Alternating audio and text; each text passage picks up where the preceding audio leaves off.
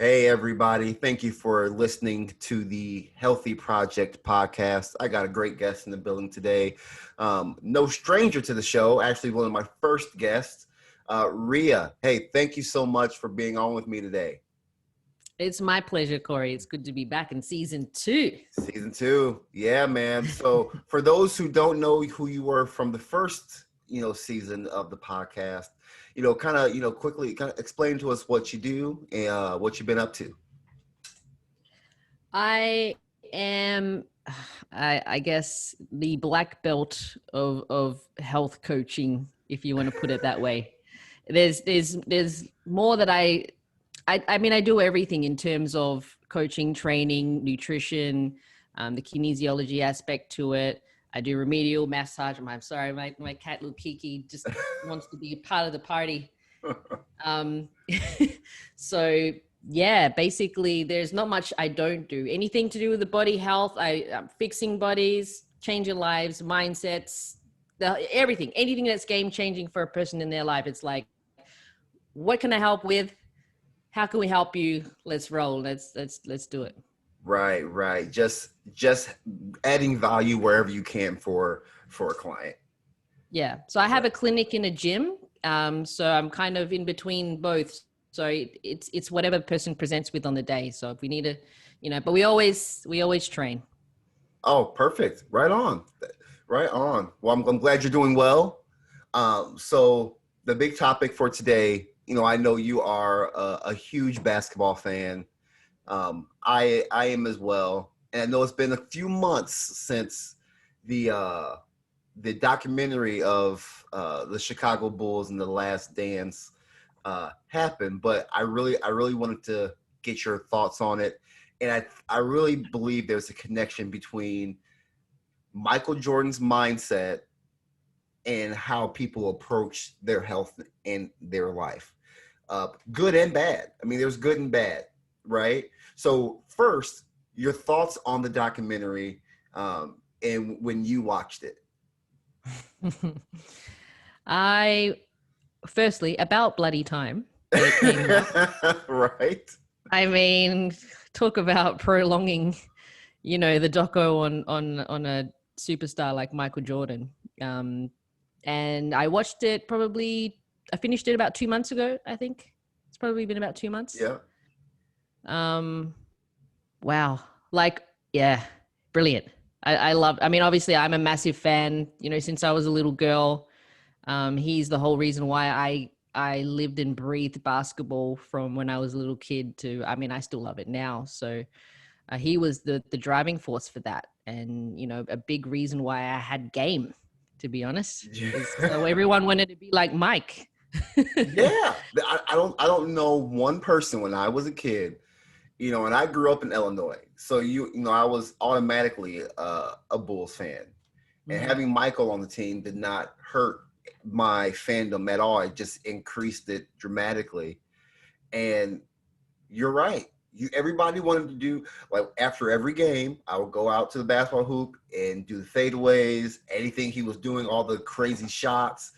And it was just he was basketball. And for a large, in my opinion, kind of still is in a way. I mean, there's LeBron, but Michael Jordan is a heavy name in basketball for sure. Yeah.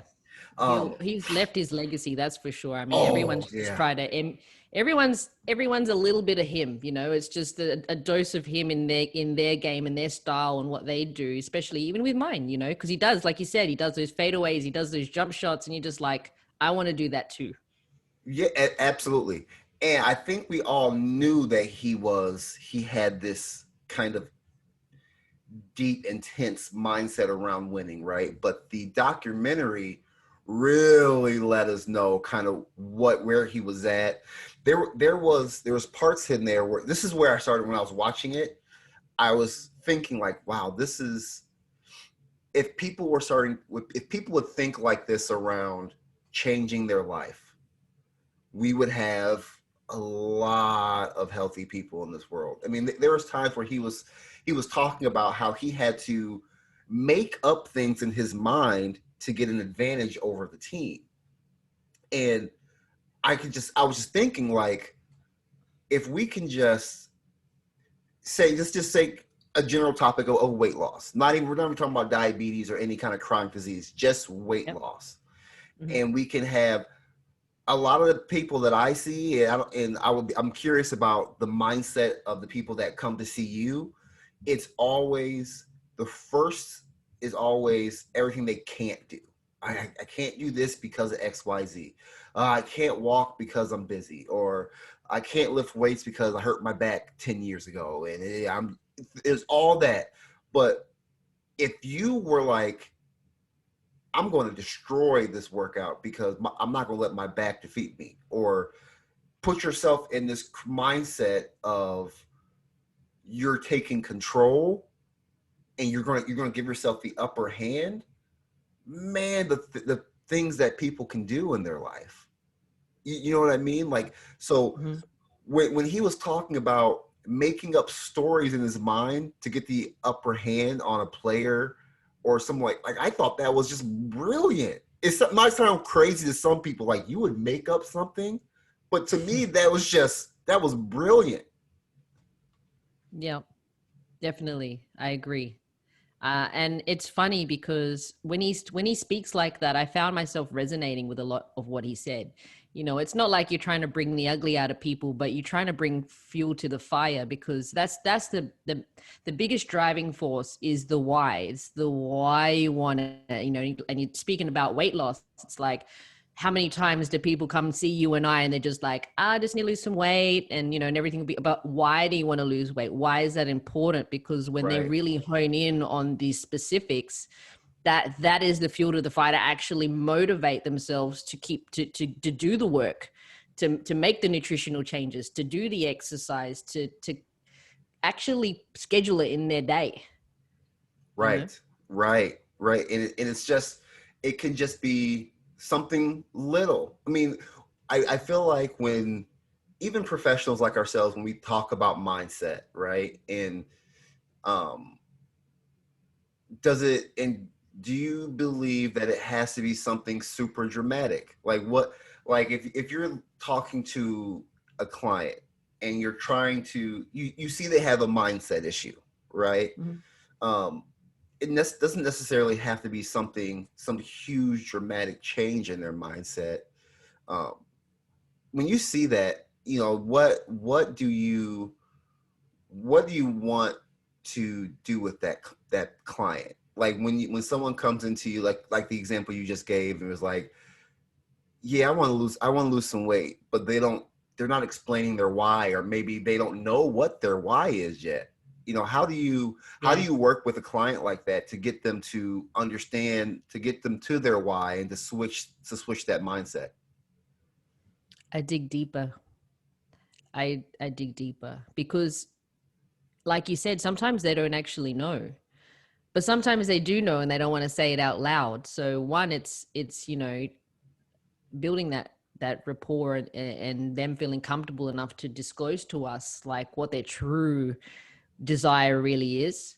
You know, losing weight, why? Well, I want to, you know, I don't feel beautiful, or I, you know, I'm single, I'm looking for a partner, or I want to be able to play with my kids, or I'm worried I'm not going to be able to be, you know, see my kids get married, or you know, or I'm sick. Like, you know, you and I Right. see a lot of really sick people, and it's chronic, it's built over many, many years, and they might say, I just need to lose weight and I'll be fine, you know, but it's like, but deep down, it's, I don't want to feel like this anymore. I don't want to have a fatty liver. I don't want to have to worry about having a heart attack next week. You know, Mhm. you got to really, like, everybody's got a why, even if there's no small why for anyone. Everyone's why is important to them, regardless of how big or whatever it is. But that's their, you know, you just Right, got to right. dig deep. You do. I like the example of your why being this mountain, right? And your why at the top of the mountain. While you're going there, is not going to be easy. You know, climbing a mountain, I've never done it, but I can assume it kind of sucks at some points. You know what I mean? Especially something very important. It's a very, very long climb, a lot of hard work that is involved. And to kind of bring that back to The Last Dance, when Michael Jordan was when he was preparing for the season to start, he was preparing for a championship. That was his why. He wasn't preparing just to win the regular season, right? Or to win a few games. He was preparing to win that championship. And I think people need to start thinking like that. To keep, putting their why. Their why is that championship. And what you do to get there is important. It's not going to be fun. There's a part in the documentary where, Michael was just getting at teammates, just getting at them. People didn't really like it, you know what I mean? Yeah. And there's going to be times in your journey to your why or to your goal, you're not going to like it, you know what I mean? But you keep going, you keep pushing through. You don't make excuses, which can be easy. And I understand, right? Like, I understand wanting. I do it till this day. Like I have a great excuse for everything I don't want to do. You know what I mean? We all do. We all do. Sure. But when you understand what your why is, like you were saying, Ria, and your goal is to get to that why and to that championship, everything you do in the middle is going to feel so much better once you get there. Once you get to the top of that mountain, you realize everything that you overcame and you accomplished is going to feel so good. It just doesn't feel that way while you're going through it. For sure. And it's the best analogy I've ever heard for how people feel when they're off track or off course. And it's like the ebbs and flows of the heart. It's like even our heartbeat is not straight. It's not linear. Right. Our heartbeat ain't. So if our heartbeat isn't linear, then why do we expect that our results are going to be, or that, the direction we're going is meant to be? And that's why the focus, like you said, is on the top of the mountain of the why. And even to take that deeper, like Michael Jordan, I mean, he's an extraordinary example because he had such high aspirations and expectations of himself. And, and that's why even Tim Grover, like, refers to him as the cleaner. Like, he has that champion mindset where he is, he's lifting everyone around him for his own benefit. Even though he knows it will rub off on them too. Like, that's such a grander scale than us in everyday life. Like, not everyone is that way driven, but elements of that will trickle down to the everyday person, right? Because a lot of people, I think, get very deterred from thinking about the top of the mountain. They're like, well, that's way too high. That's, whoa, I'm not, and that's too far away. And then it seems impossible. But when you break it down into seasons and into minutes of your game, then you start to be like, all right, first quarter, I'm playing 5 minutes. And then, so that I have to give that 5 minutes my all. And then it's like, then you play your second quarter. And then it's like, you think you got to break it down. Like, everybody else who's not Michael Jordan, has to think a little bit more strategically, in a sense, like, I need to break it down and see exactly the steps that I need to take. Because Michael Jordan was such a visionary. Like, he already acted as if he'd already achieved the goal. And that in itself is a skill.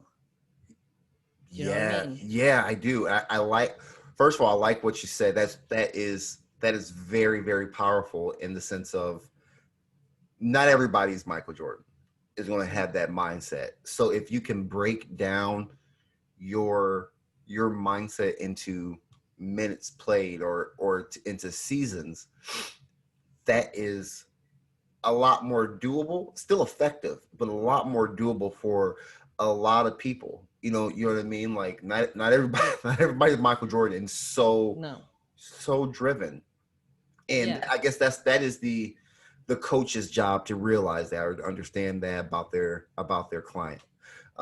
Because if you don't, and as a coach, you do have, a lot of influence over how people will go about their day or set their goals, or you know what I mean. And if you're setting, you have to be the coach. You have to be Phil Jackson. If you're setting a Michael Jordan bar, you want to have that rub off on them, but you got to understand that, hey, this player is not going to react well to how something Michael will do, or someone else, or Scotty, or somebody else will do. So I have to break it down differently. Same goal, but it just has to be broken down differently for them. Yeah. And that's where Phil Jackson, I mean, what an amazing coach, Oh my like gosh. Yeah. sensational. You know, I've read his biographies and how he thinks and how he approached it, and I really resonate with the way that he coached the team, because he just took things so left field, you know, and he made them trust him and trust the process, you know. And it's exactly like what you and I are just talking about just then. Is it's why am I doing this? Like, you know, he did things like turn the Yeah. lights off, you know, turn the lights off in the stadium and in the dark. Like, well, we're never going to play in the dark. Why are we doing this? This is stupid. Right. I, you know, the thing that I have to, again, continue to remind, you know, with my clients and the people that I work with is you got to trust the process. Do you trust me? Then you got to Right. trust the process. Like, that's why you're here. Like, that's why they, you know, they seek the guidance of people who know how to get them to the goal faster, right? To get them to the Yes. goal the right way and to the way that they, you know, because people are impatient nowadays. If you want to get there faster, then, you know, you need to find the Michael Jordan, or you need to find the person that's doing it and that's done it. And then that person helps raise everybody else up to their level.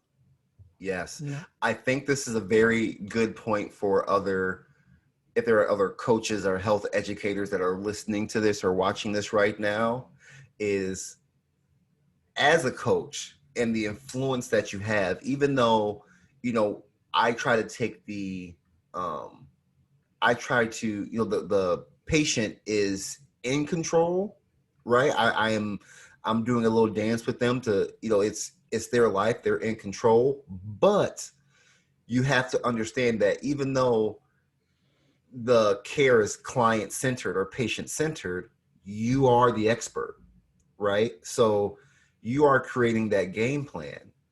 And if they don't trust that game plan, they're not going to do it. So if you can't give Steve Kerr or Michael Jordan game plan and think it's going to work out, right? Yeah. But you also have to, like Phil, you got to get. I feel like Michael Jordan is a great example for a client that wants to change, but wants to do it their way, right? Because in the beginning, when they were talking about Phil Jackson wanting to bring over the triangle offense, Yeah. Mike was like, why? I get the ball all the time. I'm not doing that. Right. Mm-hmm. But you got to have that. He had that faith in his coach. Right. So he's like, hey, I'm not with it, but let's see what happens. And they started winning a lot. Yeah. And Yeah. then it clicked. Then he understood. And with a coach, you know, you have to set a game plan, and you got to get that trust from your client, because if they don't trust what you're saying, that's why whenever I am meeting with a patient and I give them a game plan, what I think, I make sure I give them the why of why I think this will work for them. Because if you just say, hey, I just want you to do this, and it'll be great, they'll be like, well, but I've tried that before, it didn't work, even though they probably tried it for a week, or Yeah. something. You know what I mean? Like, but Yeah. if you don't break it down to them and the why you want to do this game plan, they're not going to do it because they're not going to understand it. And Mm-hmm. if they do it, this is what's bad. And I've done this many years ago. I've learned my lesson. I will give a game plan to a client, not explain it very well, right? And then they would try it because they saw me as the expert, right? Because they came to me and they saw me as the expert. It didn't work for them, right? They probably didn't do it all the way, or they did it for a couple of days and it didn't work, and then the trust was gone. Yeah. We started skipping calls. I wasn't hearing them as often, and this and I knew it. I was like, man, they and I can tell they didn't understand what I was trying to do for them. But I was a Yeah. young coach. I didn't really understand how to get them to understand or to evoke those questions out of them to get so they can tell me, hey, I don't get this, you know what I mean, or stuff like that. Yeah. Now I do, and things are a lot better. But as a young coach, you know, you have to get your team to understand you and to trust you. That is very important. Would you A agree? hundred You know what I percent. mean? A Yeah. 100%. Yeah. What you're saying is absolutely critical. And I was, before you even spoke about it, I was thinking it in my mind, because it's not just their why, it's the why. Like, why is this going to work? They have to really like believe in the process. You know, like Michael Yeah. Jordan, he didn't believe that play was going to make that big a deal, right? He's Right. like, come on, like, come on. I've been playing like this long. I don't need this. I don't need this, you know. But it just, that itself highlights that someone of an elite level still can get a lot of value from someone, again, lifting them up to the next level, which is why, you know, I still invest in myself and in mentors to lift me, to continue to lift me as I continue to lift others. You Yeah. know, I've been seeing you've been doing a lot of that. That's awesome. it's never ending. I'm, you know, forever a student, and I love teaching what I learn, and that's how I grow, and that's how I lift others up around me.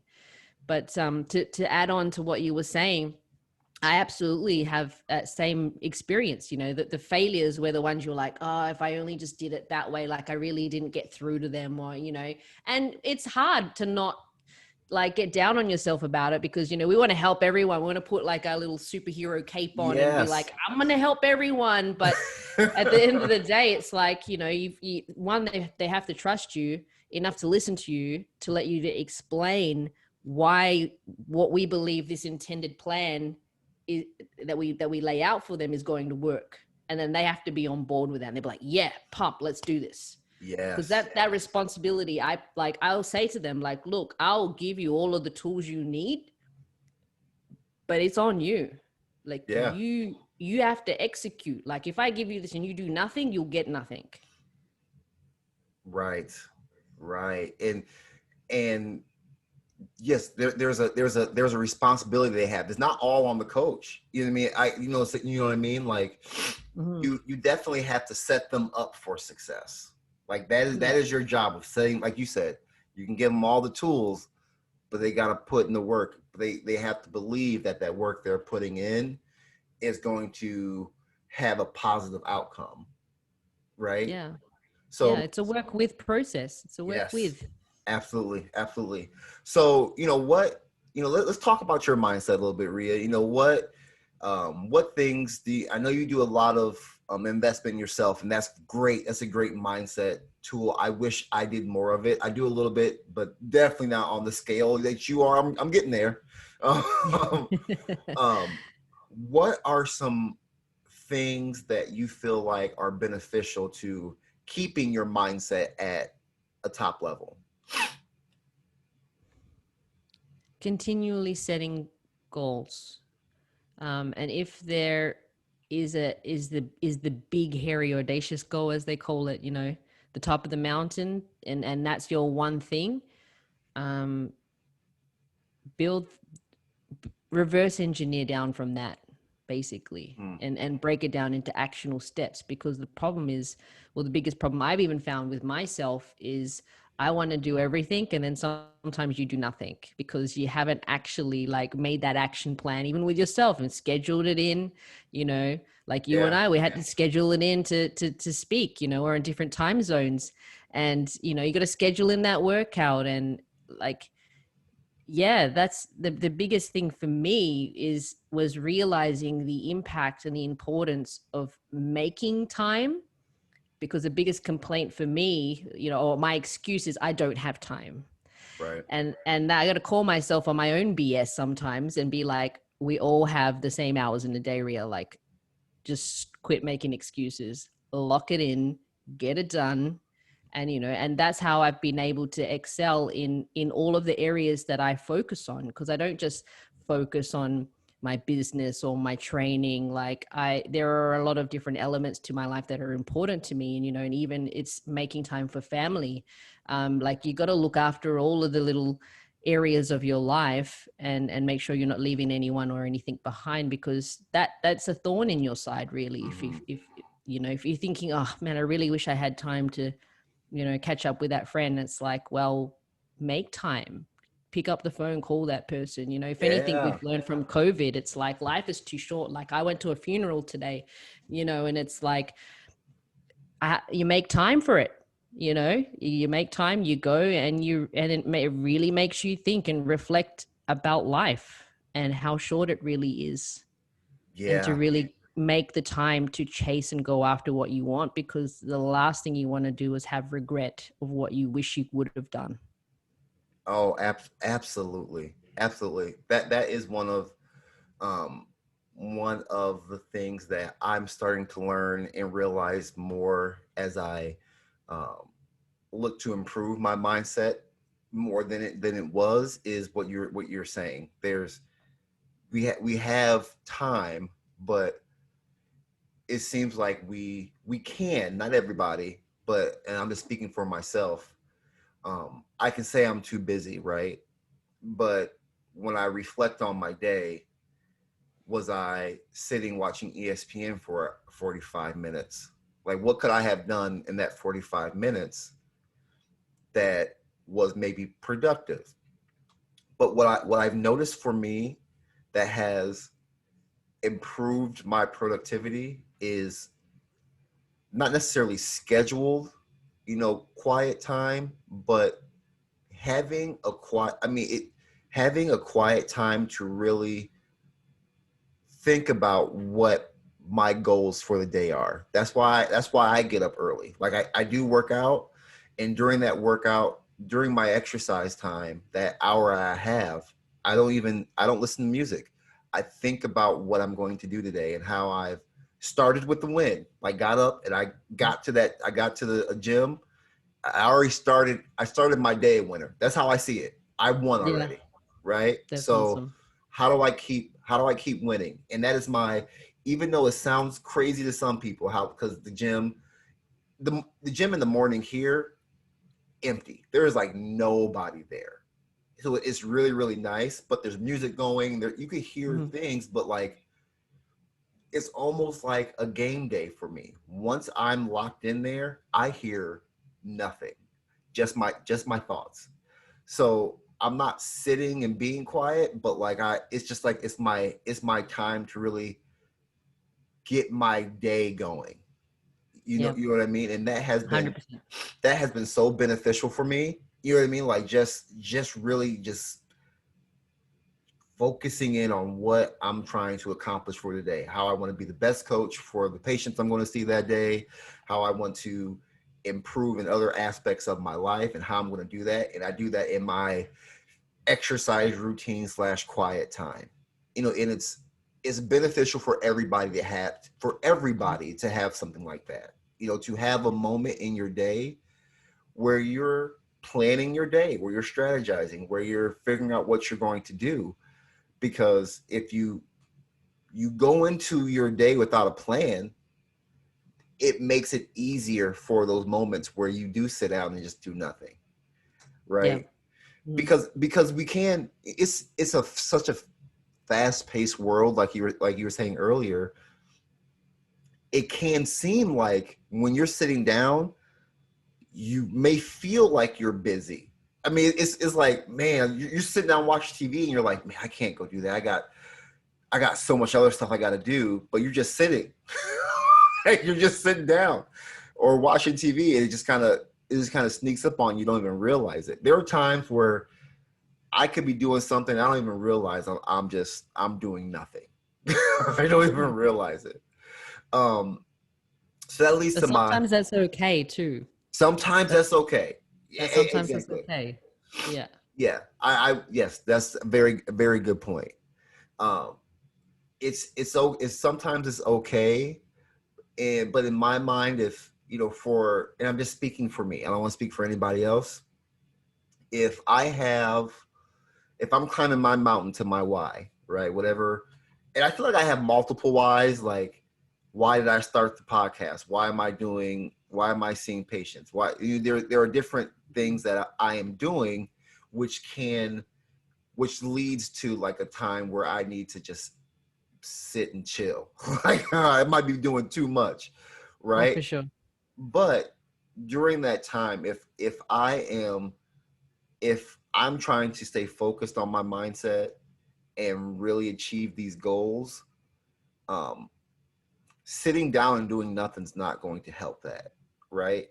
So I almost have to schedule times in my day where I can do that, so I don't feel that anxiety. Because when I started doing coaching, before I started working in a clinical setting, and I was just seeing clients, privately. I had no schedule, I had no routine, I had no game plan, and it was so stressful.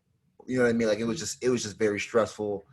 Um, so being able to organize myself um, was a great starting plan point for my mindset, right? So now now and I'm a planner. I have to plan things.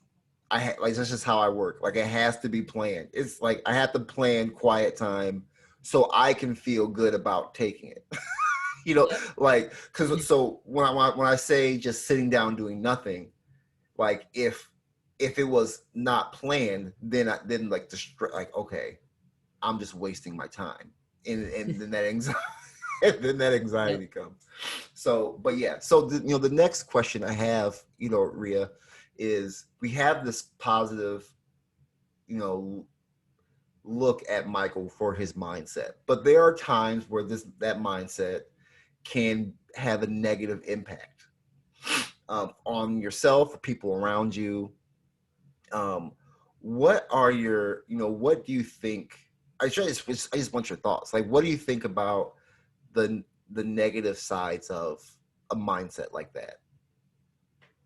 I found it really interesting to hear people's reactions to that in as part of the doco, because people were just like, "Ah, what a jerk!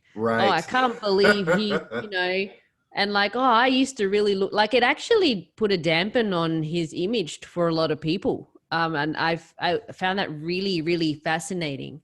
Um, but I guess it's because people just don't always resonate or connect with just how driven he really was, and he was willing to do anything and whatever it took to get there, and he didn't care who who got hurt or who couldn't keep up. He was like, this is the ride that I'm going on. If you want to be there with me, then like this is how it's going to be. And the weak will fall off. The weak will not be able to survive the ride of someone that strong and that driven. Right. And I understand that to a degree because I'm not comparing to myself to MJ, of course, but like I have that same drivenness, throughout my life. It's like, I had my mindset on chasing this certain career, and I moved, but I was in a relationship. But then I was like, look, I'm moving. Like, hey, if you want to come along for the ride, like this is where we're going. And I kind of was like that, but and that can be seen negatively because I'm highly competitive. This is why I can't play social basketball because I'm way too competitive. I will hurt myself because I just want to win. Like I have that. I just give I'm not a half kind of like I'm all in I'm with s- every, you know. I'm Yeah, so no, with you. Oh yeah, man. I was just talking about this the other day that like I the worst I will walk off a court if I don't feel like people are playing to win. Like if you're just out there just playing around, you just want to have a good time. yeah, No. I'm trying to destroy you. Like I want yeah, to I want to win. We're not winning anything. It's like we're getting paid for this, but that's just how I approach the game. And yeah. I'm not joking you. I will walk off. If I feel like nobody's taking it serious, I'm like, I'm done. Like I'm not doing this. Yeah, and that's the thing, right? Because that'll piss people off. Like that, Yes. like what you and I are like that. Like I got cleaned up on a layup. 2 defenders cleaned me up. I landed awkwardly. I wrecked both my ankles. One was sprained, one was hurt. I could barely walk. But as they were taking me off, and I was like, no, I'm doing my free throws. They're like, Ria, sit down. I was like, no, they're my free throws. You know, but like people don't get it. And I totally respect and understand that now. And I also understand that sometimes some people really can't handle that kind of energy. You know, I've had to learn, you know, that like people close to me, I don't quite like that side of me so much. If that makes sense. Yeah. Like a little bit too highly competitive or a bit too driven. You know, I just gotta like turn the dial down a little bit, but like inside, that's still how I'm wired. But I respect that actually makes some people feel quite uncomfortable. So I think that's probably why a lot of people reacted quite negatively to his drive, because they see him like, you know, I mean, yeah, he was speaking badly to some of the people and making them, you know, not feel great. Like it's not, that's I can't do that. But but that's what he did, because that's his desire to get to where he wanted was just so huge that he bulldozed anyone down that was in his way. Right. And you know, when I saw that part of him, I didn't have any reaction. Because like I remember growing up going to the park to play ball and I was always picked to play because I had an older brother and he would always pick me, right? But I would get destroyed. You know what I mean? Like they weren't taking it easy on me because my brother was there and I was younger. They wanted to win and I would get destroyed. They would make fun of me. You know, not too much because my brother was there. He wouldn't play. Yeah. You know, you suck. You know, just normal stuff. Yeah. But I kept coming at him. And I didn't stop. So then it got to the point to where I earned their respect. Yeah. Like, little Courtney. My brother's name is Courtney, so I was little Courtney. Little Courtney got, you know, Courtney a little good. Little Courtney's good. And they always knew I was good, but they just wanted to see where my heart was. Like, was I going to start crying and not want to play? You know what I mean? Or was I just going to take it and keep going at them? And I think that's where Michael got a bad rap. He was like he even said, when you're playing against the Detroit Pistons, they're not going to hug you or hold your hand. They're going to punch you in the face. So if you can't take what I'm saying to you in practice, how are you going to take that against the Detroit Pistons? And he was trying to understand who wants to win. Yeah. Right? So it's like there's going to be times where you just the personalities aren't going to fit well. But you got to have you got to understand that there's a goal. You know what I mean? Like, hey, Ria may be a little too competitive, but I understand where she's at. And that may not be, you know, someone else, that may not be me or whoever, but we have the same goal. So I'm gonna let her do her thing. I'm gonna do my thing. And I am going to let Ria know that I'm here to make this happen. You know what I mean? I think that's just what Michael was trying to do is, hey, who wants to win? You know what I mean? It's tough love. Corey. Yeah. It's like, you know, that's what I feel we need to do in our daily practice is deal that tough love, because if we don't, then we run the risk of, you know, them leaving and going, you know, like we really got to give them that tough love to implant with them. Like, this is why you need to do this. And this is the why.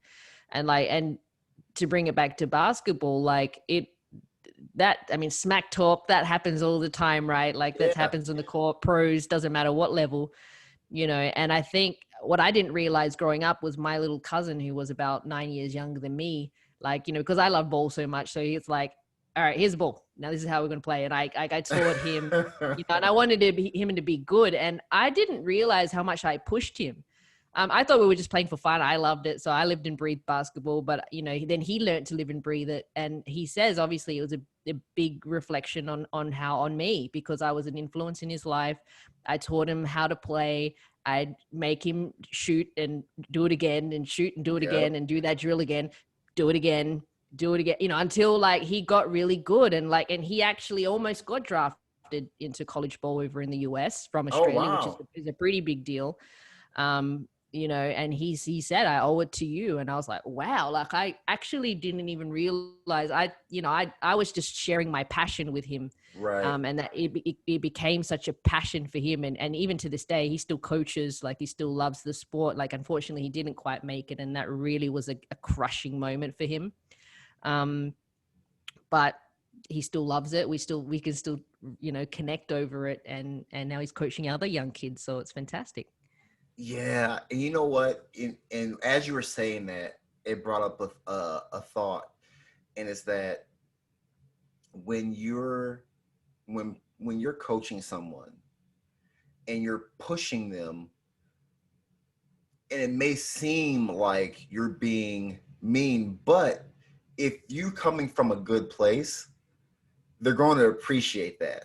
You know what I mean? Yeah. Like your nephew, you probably were pushing him more than any little kid has ever been pushed to play basketball before, but it took him to another level, and he realizes that. He's like, man, if I wouldn't have had you, he probably wouldn't have even had a shot to play somewhere else. You know what I mean? Like, he wouldn't have Yeah. developed those skills.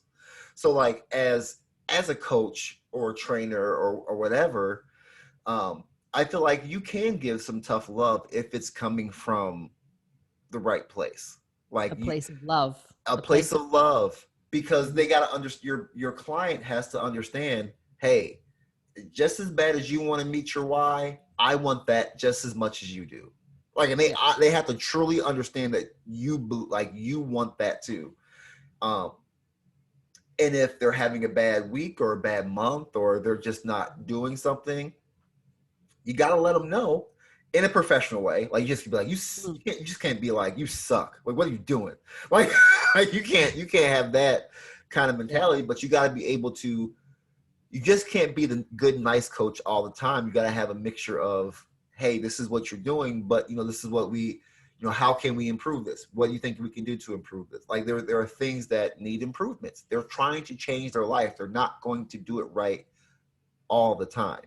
I don't do everything right all the time. You know what I mean? You know what I Yep. mean? So it's like, but if they understand it's coming from a place of love and just not out of anger, and you're not just really just being a pain in the butt, they're going to Mhm. appreciate that down the road. Yeah. Exactly. And I really try to be fully transparent with my clients about exactly that. I'm human too. I mess up, I make excuses and things, but it's learning to recognize and pull yourself up on it and fix it and do better and learn from that, and not go down the rabbit hole in the opposite direction. It's like, make the mistake, learn from it, and move forward, pick it up, because we're creatures of habit. It's like, if we continually beat ourselves down for like, oh man, I didn't do that thing, or like, oh, I messed up my I don't want to call it diet really, but like, I ate that one thing, and then like, yeah, well, don't worry about it, I'll just eat everything now, I've messed it Right. up, everything's screwed, and it's like, well, you messed up one time. All right. Right. Right. Like, come on, cut yourself some slack. It's not an excuse to go on a binge.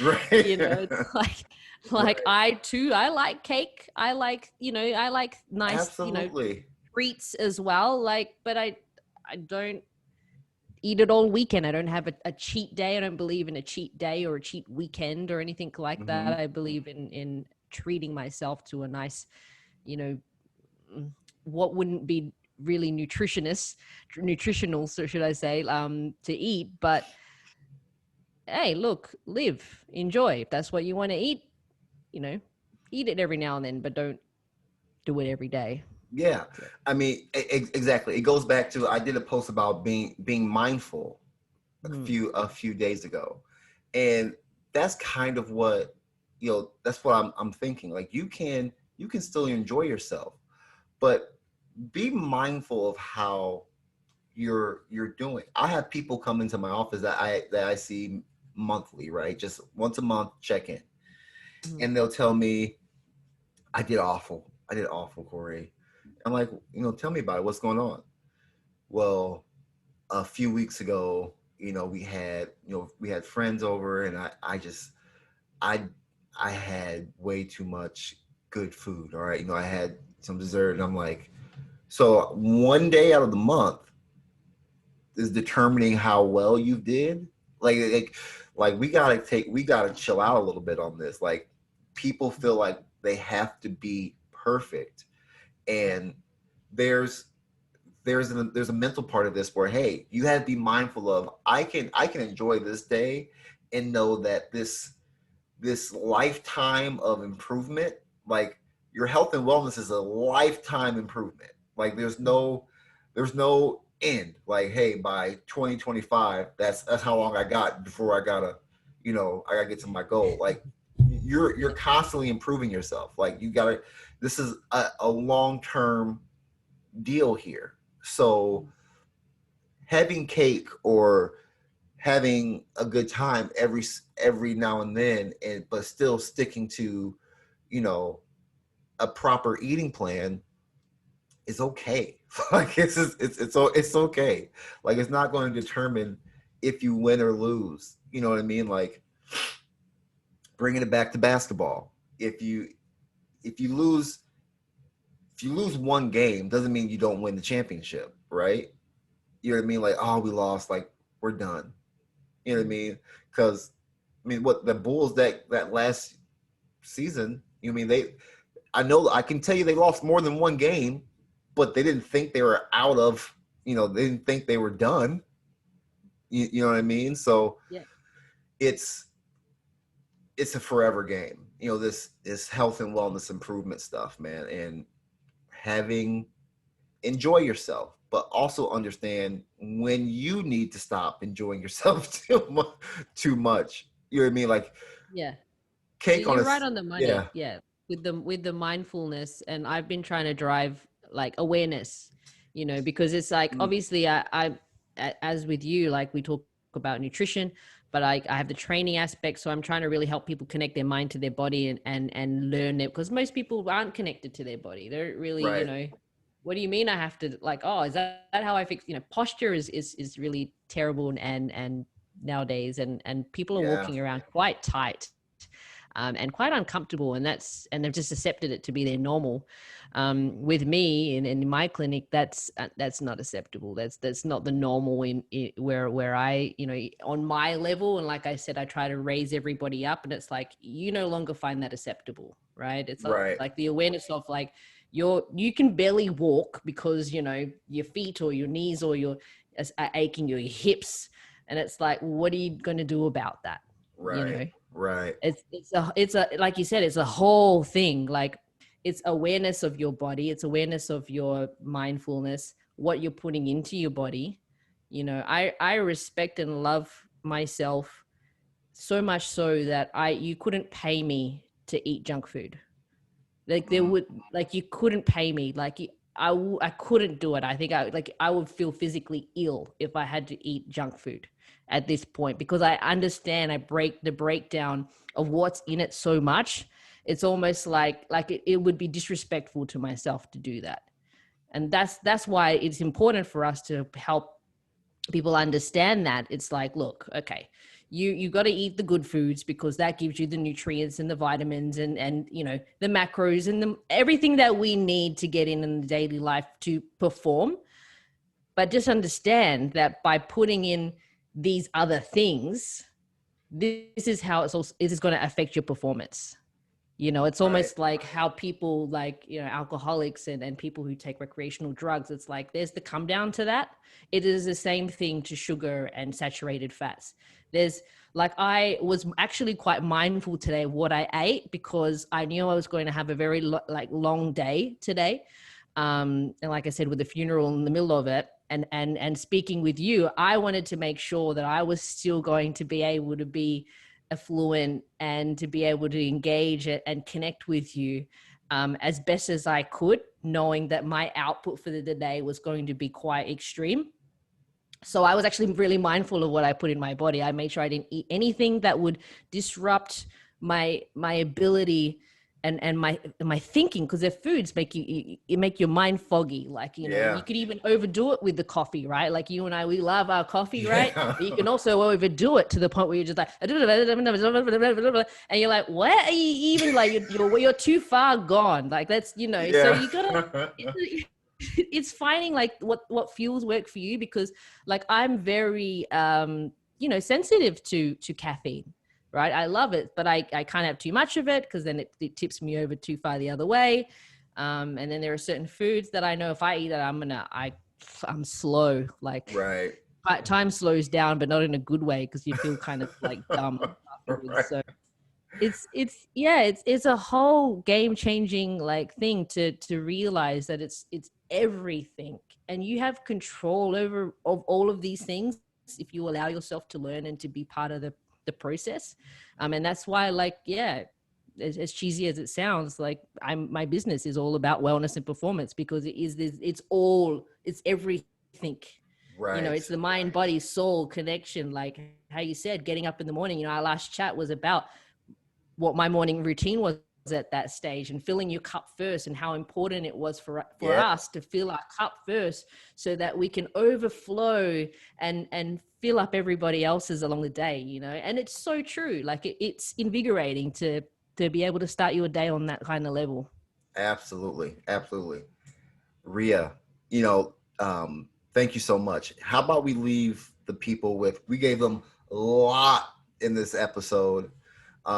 What's one thing that somebody who doesn't even think about their mindset, right? Someone's listening to this right now and they're like, I need, they're now just thinking, I need to change how I approach my life, or I need to change how I approach my day or my diet or my exercise.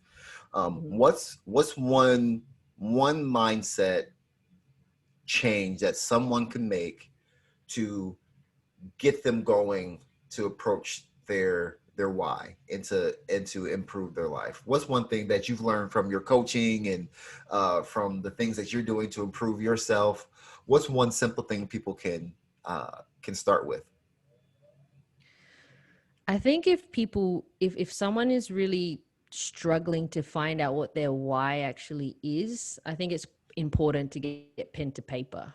You know, it's Mm, like sometimes it's just a matter of doing a brain dump and just going, what is it that I want? Write it down. And then once you start like visually seeing it on paper, and you're just like, oh, actually, it looks, I see a common theme going on here. You know, it's like, I want to get fit. I want to feel strong and grow muscle. It's like, oh yeah, and that burns fat too. Oh, actually, that's pretty cool. And then that means I'll also get this goal, and I'll be able to wear a bikini when I go on that holiday, you know, eventually, and all that. You know, it's, you just lay out what you want and just dump it on a piece of paper, and it doesn't have to be fancy, but at least if you can see some sort of pattern, then you can start to dissect and figure out what a why is, and then put plans towards it. That's yeah. probably like the most basic, easiest thing you can do. Like right now, if you know, obviously, if you're driving, don't do it right now. But you know, I'll pull over. You know, if you're inspired to go do it. But I mean, the biggest thing to think about is like if you know what you want and you're not doing it, the biggest thing to think about is how are you going to feel if you don't ever do it? Yeah. Yeah. What's that and that's a, I'm thinking that right now, like I'm, and I can feel that, and it's like, oh, like it's Yeah, such a downer, right? yeah, that So that that. It's deep, man. I cannot feel as I say it. I feel it, and I'm like, ugh. It feels. You feel that in your soul, and you're just like, and it's like it's a deep regret, and yes, that in itself, you know, should be to not feel like that. It's today. The now is the time yeah, to commit to yourself that you're going to make a change. yep. And we were going to drop the mic right there. That was great. Hey, Ria, thank you so much for your time this morning. For me, what for those people who are listening, and they want to connect with you, where can they find you? Pretty easy to find. I'm on Ria Mestiza on Facebook, Coach Ria Mestiza on Instagram. Also on LinkedIn, Twitter, and all of that fun stuff. Physique Wellness and Performance on Insta, and Physique Australia on Facebook, and www.physique.com.au is my website. So I'm pretty easy to find. Awesome. Awesome. Well, hey, you have a great rest of your day. Thank you so much, Ria. And everyone, thank you for listening. I will holler at you later.